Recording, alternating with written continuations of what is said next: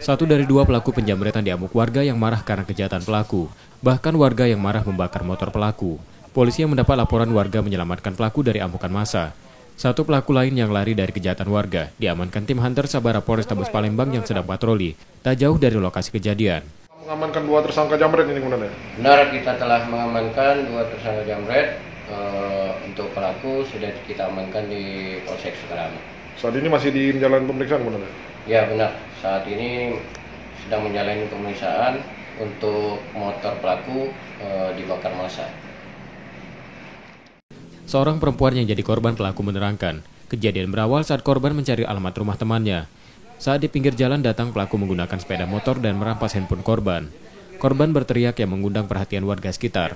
Motor yang dikendarai pelaku jatuh dan mereka pun ditangkap warga yang langsung menghakiminya. Korbannya di mana kejadiannya, Dek? Di depan SMP 46. SMP 46. Ceritanya cak mana, Dek?